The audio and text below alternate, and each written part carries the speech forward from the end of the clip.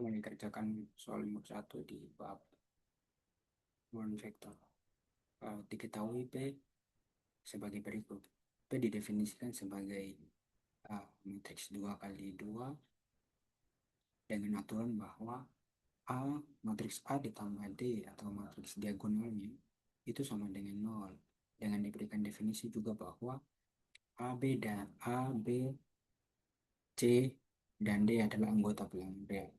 Dengan operasi penjumlahan matriks dan operasi perkalian skalar. Kita diminta untuk menunjukkan bahwa P itu merupakan uh, ruang vektor.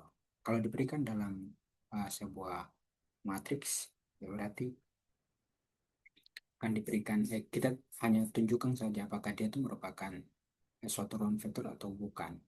Seperti itu. Mari kita kerjakan. Uh, di sini kita bisa tulis bahwa dari soal nomor 1 ini itu untuk menunjukkan bahwa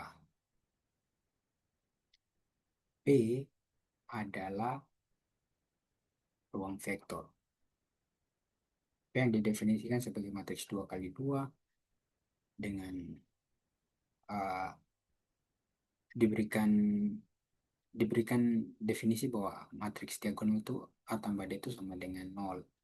Dan AB dan CD itu adalah anggota bilangan real. P adalah ruang vektor.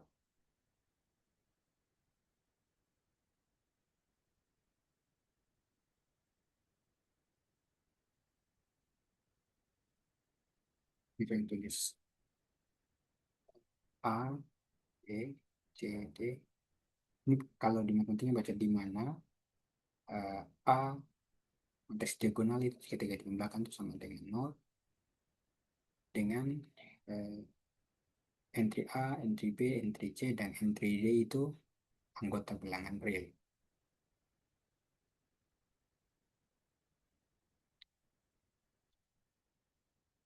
Operasi yang diberikan itu ada dua tadi. Yang pertama itu operasi penjumlahan.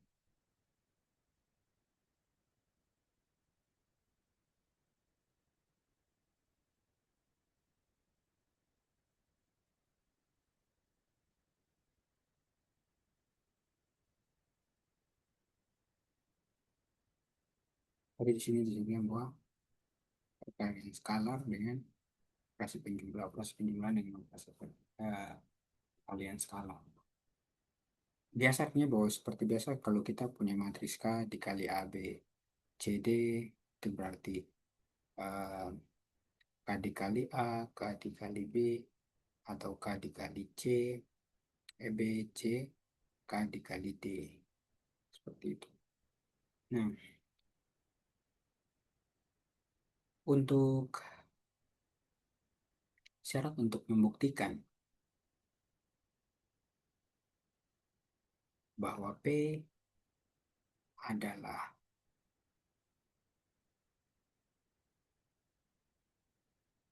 ruang vektor,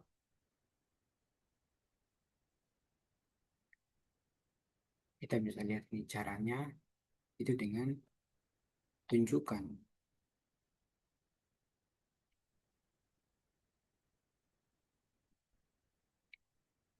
P adalah dengan tunjukkan bahwa P adalah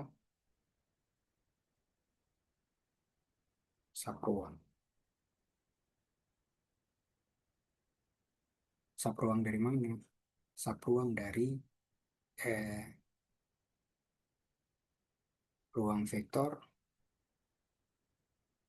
matriks berukuran 2 kali 2 dengan entry-nya adalah bilangan real. Ini kan definisi ini. Kemudian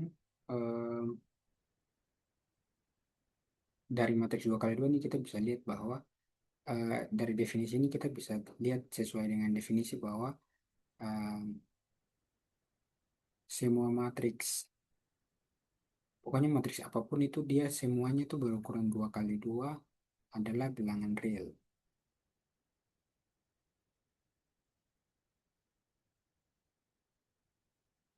Kenapa demikian? Karena eh, sapruang, sapruang dari ini bisa lihat dari apa materi yang diberikan itu dari teorema dua, ya teorema dua. Karena sapruang dari ruang vektor,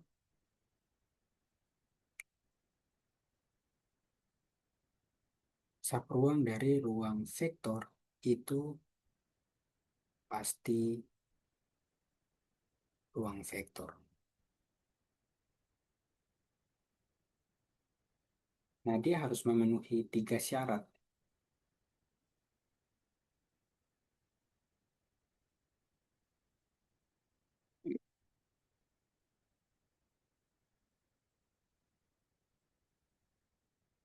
Saya tulisin saja. Syarat menjadi sapruang.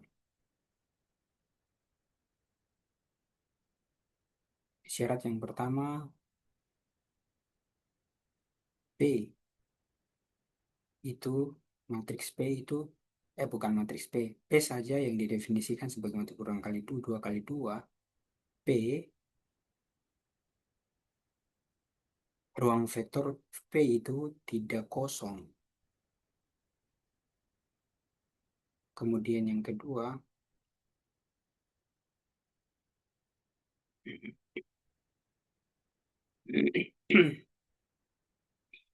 yang kedua yang perlu kita lihat lagi, karena yang pertama tuh eh, ruang vektor V itu tidak, ruang vektor P itu tidak kosong, kemudian dia itu tertutup, tertutup terhadap, ini kita bisa tertutup terhadap jumlah atau tertutup terhadap penjumlahan. Nah, dan yang ketiga itu dia tertutup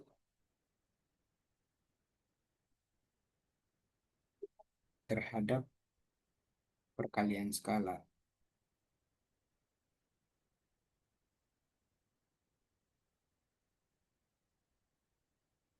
Sekarang ketiga satuan ini kita akan buktikan.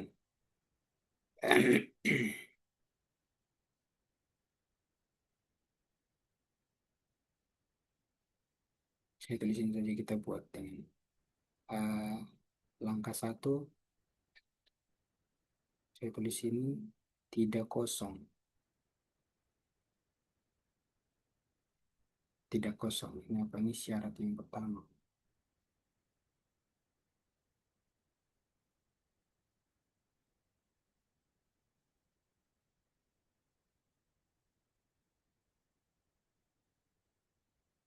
Syarat yang pertama dia tidak kosong, berarti kita ambil matriks nol yang berukuran sesuai ruang vektor yang didefinisi, berarti ukuran 2 kali 2. Dia memenuhi, harus memenuhi definisi yang diberikan. Sehingga eh, kita ambil entry-nya kan A tambah B itu sama dengan 0. Kita ambil 0 tambah 0 itu sama dengan 0. Eh, karena dia sesuai dengan definisi, sesuai dengan definisi, Pak. Jadi kita bisa katakan bahwa em, A tambah A tambah bisa kita bisa jadi A tambah B yang 0 tambah 0 sama dengan 0 itu ada di ruang vektor P, seperti itu. Kalau kita jumlahkan kemudian kita ambil, kan tidak kosong, kita ambil matriks 0, 0, 2 kali 2 kemudian kita jumlahkan, kemudian dia tidak sama dengan 0 sesuai dengan apa yang diberikan pada definisi, berarti kita bisa katakan bahwa dia tidak, hasil yang, hasil matriks 2 kali 2 yang di bawah diagonalnya dan jumlahkan itu tidak ada di ruang vektor yang diberikan atau di ruang vektor yang didefinisikan. Seperti itu langkah yang pertama. Nah, jadi intinya intinya di sini A ditambah B itu tetap sama dengan 0 sesuai dengan apa yang didefinisikan pada ruang vektornya. Kemudian langkah yang kedua,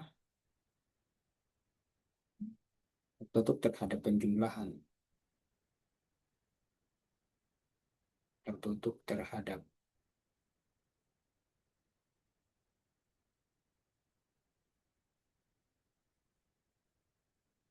tertutup terhadap penjumlahan. Em, Kalau kita mau tunjukkan tertutup terhadap penjumlahan sesuai dengan subruang, kita ambil matriks ukuran 2 kali 2, kita ambil dua matriks ukuran 2 kali 2, kemudian kita uraikan secara penjumlahan apakah dia memenuhi dia tertutup terhadap sifat penjumlahan sesuai dengan subruang atau tidak. Jadi di sini eh,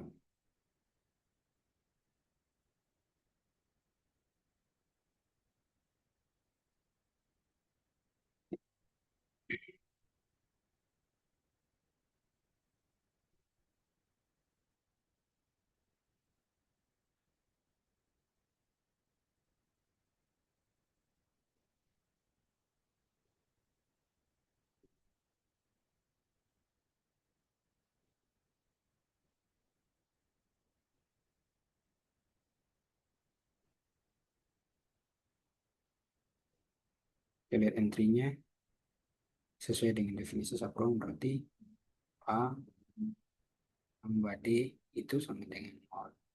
Kemudian matriks B, kita karena kita ambil matriks B yang berbeda dan entry-nya sama, berarti kita kasih aksen saja, A aksen, kemudian B aksen, atau C aksen, atau D aksen, atau mau terserah mau entry-nya tuh KLMN. Misalnya sini kita pakai, oh kita pakai KLM, tapi nanti sebentar kalau kita hitung, oh boleh saja kita pakai KLM.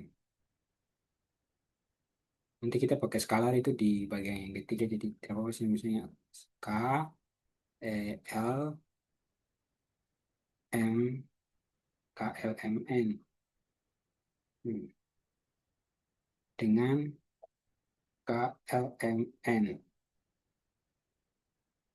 K ditambah N itu sama dengan nol.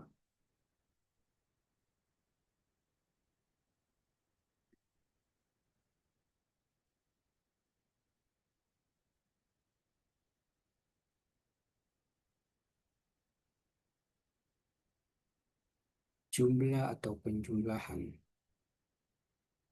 A tambah B itu sama dengan kita punya matriks kan A, B, C, D ditambah K, L, M, N atau sama dengan A tambah K, kemudian B ditambah L, kemudian C ditambah M, D ditambah N.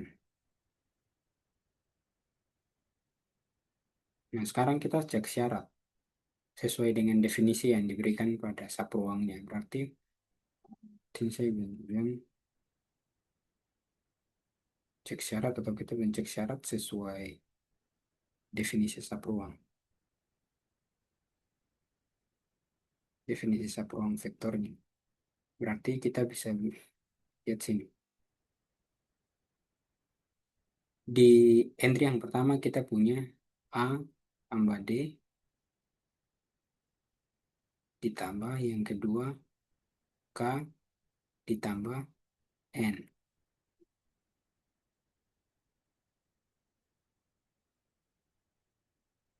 Itu sama dengan eh,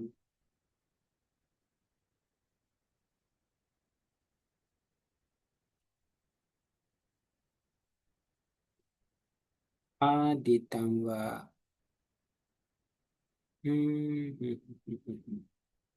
A ditambah D, A ditambah, oh sorry sorry sorry, A ditambah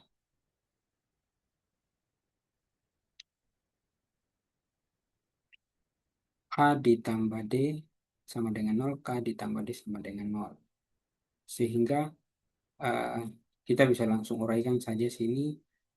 eh, A tambah D sama dengan 0, K tambah D sama dengan 0, atau 0 tambah 0 itu sama dengan 0.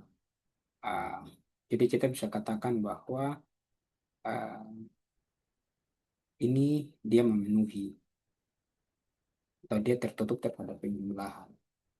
Jadi benar bahwa ketika kita ambil dua matriks A ditambah B, itu dia juga merupakan subruang dari P. Jadi langkah 2 terpenuhi. Nah, sekarang kita cek langkah 3, apakah langkah 3 itu terpenuhi juga atau tidak. Di sini saya tulis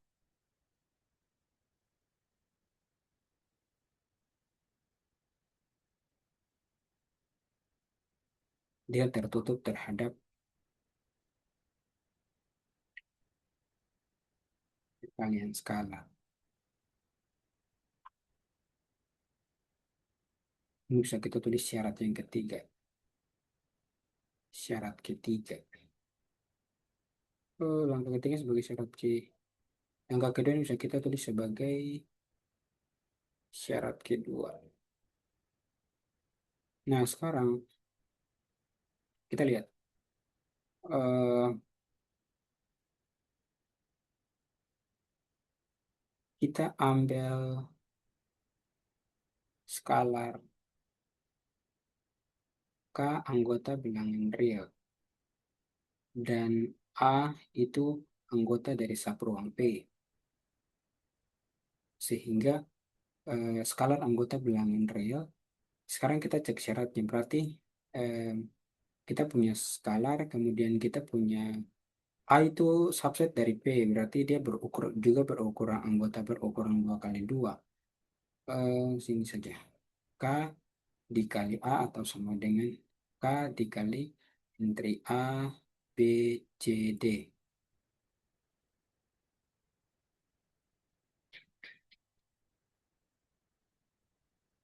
Atau sama dengan K dikali A, K dikali B, K dikali C, K dikali D.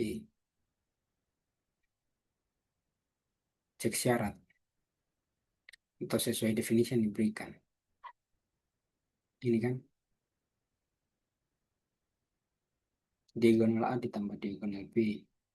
Sini KA ditambah KD itu sama dengan K dikali A ditambah D itu sama dengan K, A tambah D sama dengan 0, sama dengan 0. Berarti ini juga dia memenuhi. Kalau dia tidak sama dengan 0, berarti dia tidak terpenuhi. Karena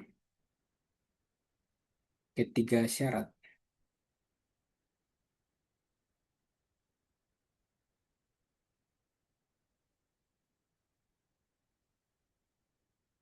ketiga syarat terpenuhi,